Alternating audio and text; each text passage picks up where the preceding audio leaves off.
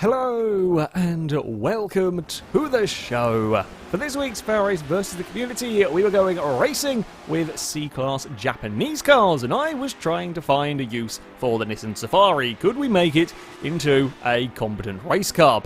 Hadn't initially intended on using a Safari for this, however, with the DLC pack, thought I'd see if I could actually make anything useful out of it. The first race at the Catalunya National Circuit, there were a couple of sideways moments, a couple of slight taps for a few vehicles through at turn 1, but on the whole, everybody making it through relatively cleanly. There's a lot of side-by-side action as we head up towards the top of the hill for the first time. A Honda Civic trying to make it around the outside of a 350Z, can't quite do that. I managed to make it around the outside of an NSX in my Safari.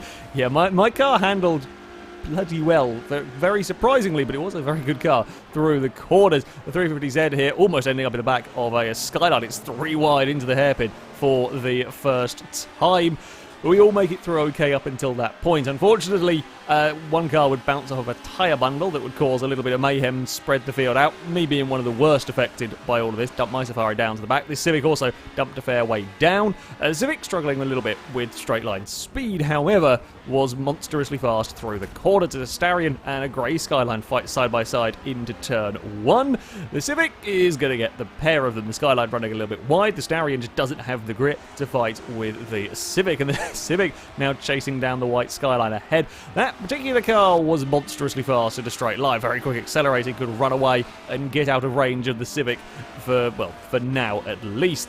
This Honda S800 was a very quick car, of course, plenty of power, very, very light. However, incredibly difficult to drive. MX-5 Super 20 wants to try and get an overtake done as quickly as possible to not be held up while the leaders managed to escape, because when things were going well for the Honda, when it was under control, it was very fast, but it had a tendency to try and be a motorbike. It kind of liked being up on 2 wheels and was often very, very sideways as well. It doesn't help matters, doesn't make life easy. He's still trying to fight with the MX-5. In the end, the Super 20 just a little bit too fast through the corners and would manage to get past. The 240 tried to follow, got a little bit stuck up behind. There's a huge slide on the S800. There's a couple of 350Zs that try to go around the outside of the Nissan further back. It was, quite busy in the midfield. As I said, the front 3 did start to make a breakaway. If anything, the S800 was busy holding up the pack, now back in 5th, but was holding up everybody behind. It was 2 RX-7s that were leading the way, with a Fair Lady Z catching and trying to find a way past.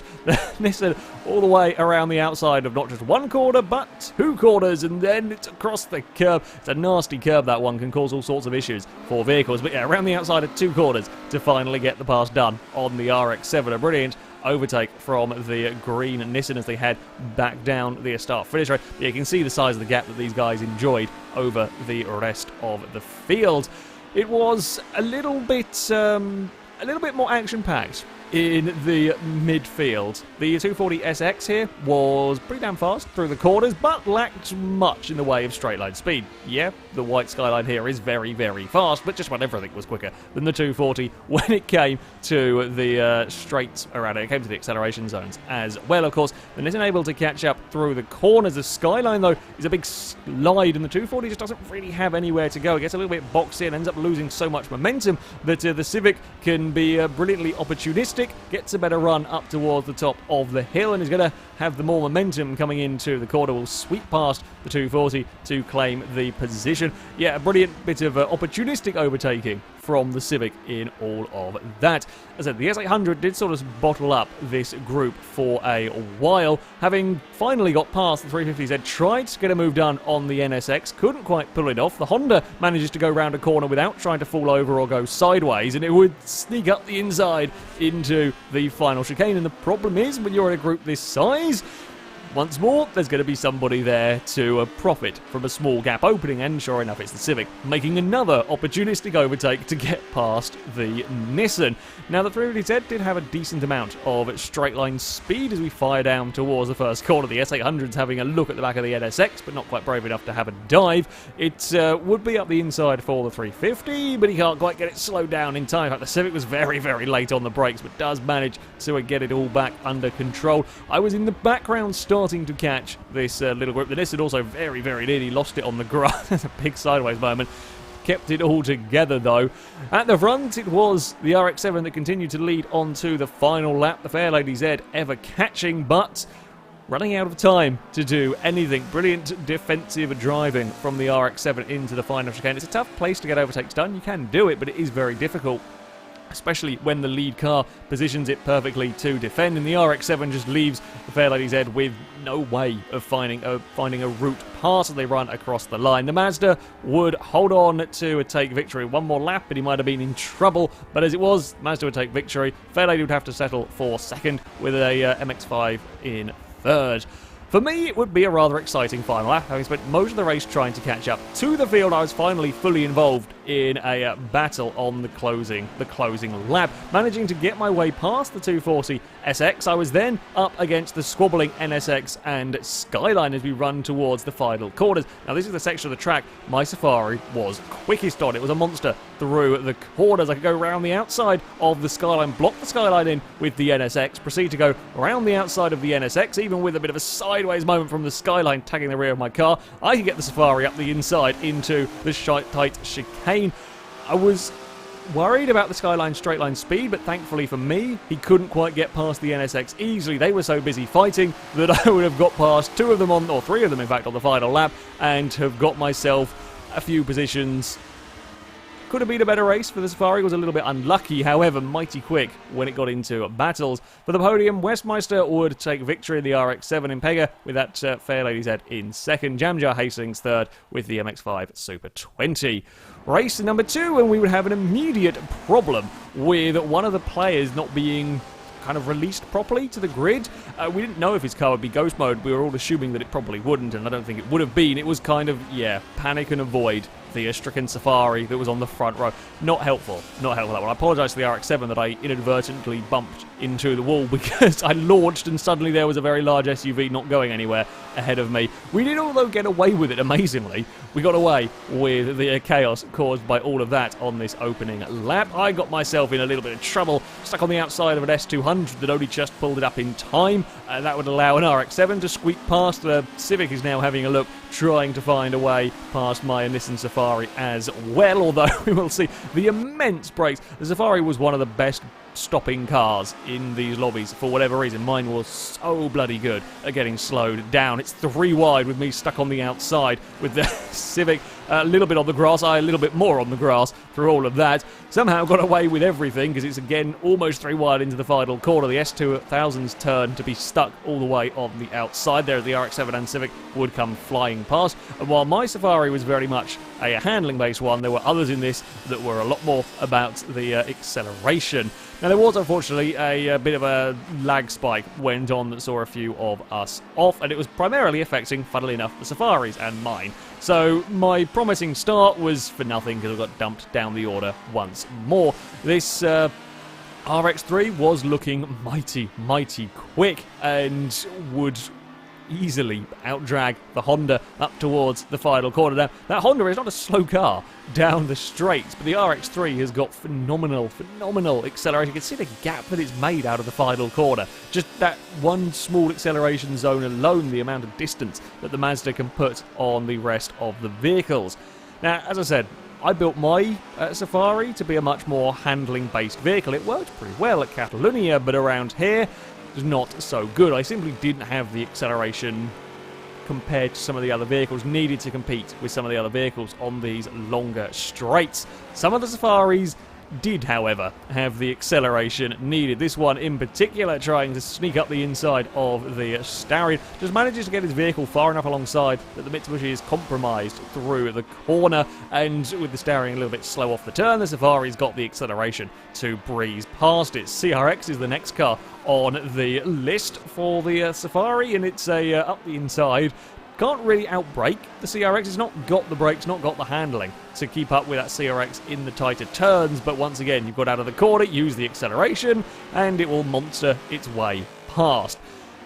yeah, rather terrifying around some of these corners. At the front of the field, the Subaru had led from the off and managed to pull a fairly sizable gap. However, that had shrunk rapidly once the RX-3 was up into second, and the Mazda would continue to close in a space of a few laps, was there looking for a way past that Impreza. Got to say, considering the Subaru doesn't have a huge amount of room to apply upgrades for, this one was doing pretty damn well in terms of straight line speed. However, runs too deep into the first corner. Very, very easy mistake to make here when you're battling with other vehicles. Doesn't lose too much time, is still right there with the RX-3 through the next couple of corners, and the Subaru will be brave, having a go up the inside. Again, he's got to try and pull it up in time. The Mazda, wary of where the Subaru is going to end up, goes for a cutback, manages to draw alongside on the exit. I think the Subaru might get himself a little bit of trouble across the curb, and the RX-3 would move himself back up into the lead. And while the Subaru fought valiantly in the end,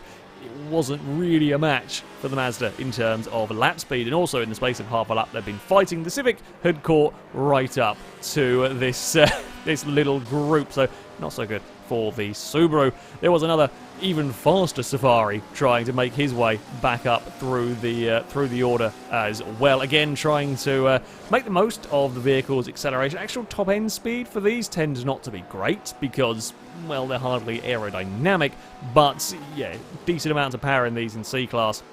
All-wheel drive traction made them very, very good off of the turns. The Starion wasn't making it easy, though. The Mitsubishi was determined to put up a fight as we head into the final corner. The Safari, having to try and go a long way round there, wasn't going to have the grip to make that one work as they leave the final corner. I was fairly much expecting the Nissan just to go flying past down towards the first corner, but again, the Starion put up a good fight. The Starion put up a very good fight in terms of straight line speed as they get to the brakes for turn one. It's a brave and very difficult manoeuvre to pull off for the Safari, but manages to hold it all the way around the outside. That's a seriously difficult pass to make work. However, he could get ahead of the Starion down the next straight and be safe by the time they get to the braking zones. For me, I was having a little bit of, I say an infuriating race. I just didn't have the speed. My car was very, very good through the corners. A Silvia kind of got up to me past and then proceeded to cause issues for me because the Nissan was stupidly quick down the straight. In comparison, I was much faster through the corners, but I couldn't use that corner speed because there was a car ahead of me being slow through the corners. Then we get to a straight, and the Silvia would bugger off, and then I had to be concerned about the Honda behind because said Honda was also far faster than my Safari, because the Nissan long gone for me. In fact, the S2000 long gone as well. But as we get down towards turn one, the Honda can't quite pull it up in time. I will say thank you very much and get that position. I'm also back on the tail of the Silvia that got exploring off into the dirt. I can draw alongside. I've got okay acceleration initially, but then we just run out of power in my Safari, and the Silvia will bugger off and be long out of range by the next braking zone. At the front of the field, it would be the RX-3 that would go on to take a victory, having passed the Subaru. No one could really match it in terms of lap time. It was a bloody fast car, this one. It was an incredibly fast vehicle. I think perhaps a couple of the Safaris might have given it a little bit more of a run for its money. Certainly be a bit more difficult to overtake with some of their acceleration, but those that could potentially have competed with the RX-3 lost a fair amount of time early on and, yeah, fell further back. But it was, no one quite expected the RX-3 to be able to run away with it quite as easily as it had. The battle for second was considerably closer. The Civic and one of the Safaris were in the final two podium positions. The Impreza struggling for pace in the closing stages. The Civic, the better car here through the corners. The Safari with all of that acceleration. The Civic having to hope that he's made up enough ground through those final turns that he can be far enough to stave off the drive from the Nissan as the drag race heads down towards the finish line. It's not quite long enough for the Safari to do anything about the Civic. So the Civic would get second, the Safari in third ahead of the Subaru, with another Safari making his way up into that fifth place. So the podium for this race, Tom Whitty taking victory with that RX-3. Blazer in the Civic in second, Invisible AK in third with that Nissan Safari. For the final race, we will be off to the Hockenheim short circuit in some rather damp conditions. Unfortunately, not my replay, so the delivery on my Safari is not going to be loading. I had a half-decent spot on the grid for this one as we head around the first corner. Made up some decent positions with that all-wheel drive launch. Didn't quite have the same acceleration as the other Safari, but it was enough to put me up into 4th place. One of the Baja trucks got himself into some trouble around turn 2, but on the most part, everybody making it through again relatively well. Once more, I would be lacking in the straight line speed department, but at this Hockenheim circuit, that wasn't quite so important. I could make the most of my vehicle's grip. The quarter speed that I could carry in this thing was really rather remarkable as I range up onto the back of a 350Z down towards the hairpin. Not quite close enough this time around. Behind us, an MX-5 would go slithering up the inside of an RX-7 and not quite be able to pull that one up in time. I was still looking for a way past that 350Z towards the final corner, maybe around the outside. I had the grip to try and pull that one off. Couldn't quite get it done again around the final turn. I had so much grip I could sneak the nose up the inside, but then I would lose out in terms of the straight line speed, but it was looking considerably more promising for me than perhaps I had seen in the previous races. And I hadn't got killed on the first lap, which was generally quite beneficial. Further back, there was plenty of action going on, as you can imagine. I love the Hockenheim short circuit. I think it produces some of the best racing. You throw in some slightly adverse weather conditions and you still get very good racing. It's still it's not necessarily that straightforward at times, but yeah, you still get some very, very good racing. This Silvia had much of the speed and not a huge amount of the grip. The Skyline considerably faster through the corners. The Silvia having briefly made up a position, but a big slide on the exit of a corner would allow the Skyline to fight back. Still the Silvia slides around, gets a little bit tangled, smallest of nudges off the back of the Skyline. They keep it on the road. The Silvia managing to get himself to the inside for the next corner. Can't quite sneak his nose far enough alongside, and the Skyline can carry the speed through the next section. They've got to be careful because it's not so far behind. There's another Silvia, there's a Fairlady, there's a Titan involved, there's an MX-5. You don't want to be stuck in this battle for too long, as these guys have spent almost the entirety of a lap side by side in one form or another, with the Silvia eventually being able to out-drag that Skyline. Speaking of the Titan, it was actually doing a half-decent job at this stage of the race. It was proving to be a little bit of a roadblock, proving to be quite difficult to overtake the Fairlady. There was a Safari in this one, there's a couple of Starion. There was a lot of cars lining up to try and find ways past it, but it wasn't actually that easy to get overtakes. Had decent acceleration, decent kind of traction out of the corners, as you'd expect. An all-wheel drive truck 2 may have lacked a little bit of the straight line speed, which is, to be expected. It's very big, very heavy. There was a bigger issue with it, though, and that was the rolling. It was a big tumble from the Titan, clipping that curb on turn 1. It's a notoriously nasty curb through there, and the Titan would go over. Somehow everybody managed to scramble and avoid it. Well done to everybody that was behind that Titan who managed to get out of the way of that huge tumbling truck. At the front of the field, I was up into 2nd place and knew I had to get past the leader quickly. The problem was he had much more acceleration, much more straight line speed than me, but was costing me all of my lap time through the slower corners because I just couldn't quite get the pass completed. We come round to the final turn. I spotted an opportunity to draw alongside, but this is costing both of us lap time and affecting me far more than it was the leader. 3rd, 4th, 5th were catching us. So I knew I had to get the pass done. My best bet, be quick through turn 1, which I was. Carry as much momentum as I could up towards the 2nd corner. It'd be a huge dive for my Safari up the inside. I managed to stop it just about in time to claim the lead. The RX-7 not that far behind, though. The issue I had was that the big dive, while it was pretty damn successful in getting the pass done, I had no answer for the acceleration down the next straight. I continue to fight. It's around the outside. I can't quite pull the truck up in time as we run wide through the next corner. I have to try and frantically avoid the wall, keep it out of said wall, but lose the lead. Had I not outbraked myself there, I think I could potentially have fended off the other Safari, but just that running wide moment cost me, and now we're back into the technical section where I am so very fast, but I can't use it because there's a big truck in my way. And again, the RX-7, or the two RX-7s in fact, behind, and the Fairlady Z all catching as we fight.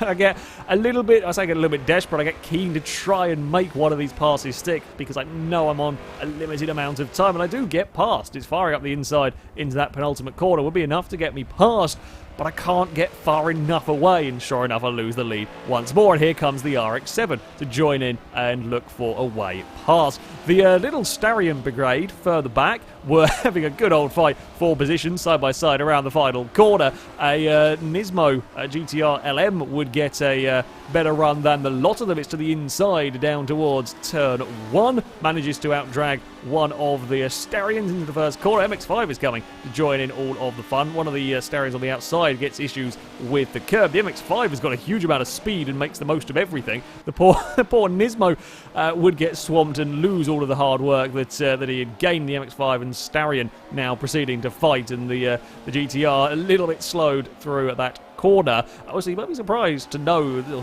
surprised to realise that the Nismo car is actually in C-Class. It does start off as a C-Class vehicle, which seems a little bit weird to look at it, but yeah, that's the performance of the car. It does manage to sneak back up the inside of the MX-5, though, when the Mazda runs a little bit wide, trying to get up the inside of the Starion. It's almost 3 wide, with the Starion putting a wheel on the sand. Not where you want to be. Very easy mistake to make that one.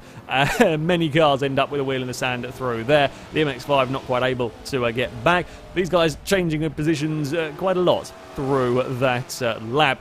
I may have overdriven into turn 2, ran onto the grass, dropped me back to 4th place while desperately trying to find a way to clear the leader. Having fallen back to 4th, though, I had, well, some more overtaking to do, and was seriously impressed with the performance of this Safari. You don't expect it to be an excellent driving vehicle, but you can make it. I'm around the outside of the RX-7, doing everything I can to try and get back past that Mazda, and once more it's up the inside into that penultimate corner. You can brake later with the Safari. You can brake later than most of the other vehicles around here, quite frankly, with my particular build of Safari. Yeah, it was under threat when it came to the straight. I knew I had to be wary of that RX-7, but it would be a very brave person that would try and outbrake my car into one of the better corners on the track for the Safari. Now, unfortunately, I would have connection issues. I got dumped out of the race with about 2 laps to go. We'd also have some big replay issues in this one. For whatever reason, the replay cuts out. And for a while, I thought it was cuts out at the point that I disconnected. Nope, that's not quite how it goes. For whatever reason, it just cuts out with about 4 laps to go. Yeah. So we can't really kind of show the very end of the race. At the front, it would be these two that would continue to fight to the very end. The Fairlady would catch up to kind of the back of the Safari, but never be able to find a way past. I was in 3rd. I consolidated 3rd, got a fair way ahead of the RX-7 before disconnecting. So, yeah, I just couldn't get a good race. I couldn't get a good race, despite having a pretty damn decent SUV. That's the way it goes sometimes with racing, but yeah, it's a shame that the replay breaks. This was the podium in the end. Invisible AK taking victory in that Safari, and Pega in 2nd with the Fairlady Z. Static Sheep getting, or kind of inheriting, 3rd with that RX-7 following my disconnection. I have to say, as far as finding a use for the Safari goes, it is actually a very good C-Class vehicle. Much like the Jeep Wagoneer back on Forza 6, could be a very fast Jeep. And I'm not just talking about build a high-powered all-wheel drive acceleration car. As an actual handling vehicle, my Safari was pretty bloody good. Okay, it wasn't fast enough at Sebring, it didn't suit that particular circuit, but at Catalunya, that's a fairly neutral overall circuit, it was one of the fastest vehicles there. Now, okay, I got a little bit unlucky in the races, but it was a very good car. It was overtaking vehicles it really, really shouldn't have, could outbrake just about everything. It worked really well. You could also go for the horrendous power route. That did work. It certainly worked at Sebring for making them quick and could fend off cars at Hockenheim through the rain. Not the easiest way to do it, but yeah, you could fend off cars in the rain there. It was not a bad race vehicle at all. Strange, I know, but it did work quite well in the end. I just had none of the luck at all in that particular session. That is, though, going to be it for this video. If you want to take part in the next Versus the Community, you can. It's going to be held on December the 14th. If you want to sign up and take part in that, you can via our forums. There'll be a link in the description. We're going to be racing B-Class classic cars, and we're talking real classic cars here, so vehicles made 1959 or older. So, yeah, hopefully that should throw up some interesting vehicles as well. That's going to be it from me for today, though. Thank you very much for watching, and until next time, goodbye.